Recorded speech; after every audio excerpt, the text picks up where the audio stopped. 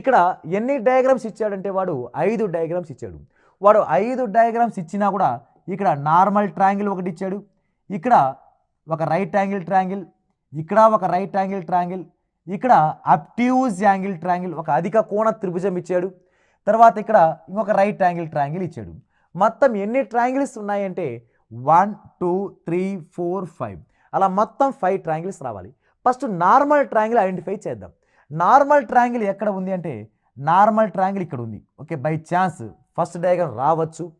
Okay, ఇక్కడ normal triangle ఉందా అంటే లేదు, ఇది ఒక రైట్ యాంగిల్ ట్రయాంగిల్, ఇది right angle triangle. Normal triangle ఎక్కడైనా ఉందా అంటే ఇది రైట్ యాంగిల్ ట్రయాంగిలే, ఇది అబ్ట్యూజ్ యాంగిల్ ట్రయాంగిల్, ఇది కూడా అబ్ట్యూజ్ యాంగిల్ ట్రయాంగిల్. అలా అబ్ట్యూజ్ అధిక కోణ త్రిభుజం ఒకటే ఉంది కాబట్టి సెకండ్ ఆప్షన్ అనేది రాదు. ఓకే, నార్మల్ ట్రయాంగిల్ ఎక్కడైనా ఉందంటే ఇక్కడ నార్మల్ ట్రయాంగిల్ ఇక్కడ ఉంది అంటే బై ఛాన్స్ థర్డ్ ఆప్షన్ రావచ్చు.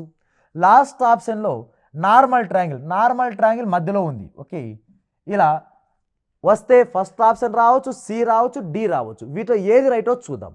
ఓకే, ఇప్పుడు నెక్స్ట్ వన్ నార్మల్ ట్రయాంగిల్ అయిపోయింది.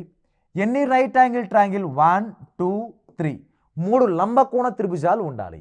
ఓకే, 3 లంబకోణ త్రిభుజాలు ఒకటి.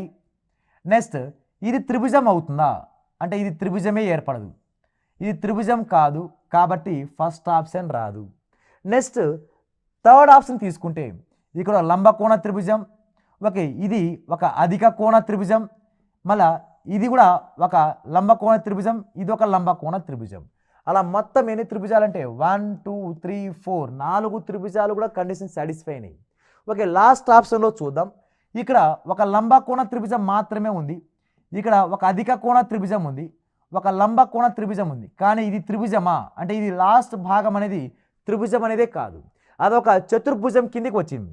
ఓకే, ఇది ఒక చతుర్భుజం కిందికి వచ్చింది కాబట్టి ఇక్కడ మనకు ఇది కూడా మన ఆన్సర్ కాదు.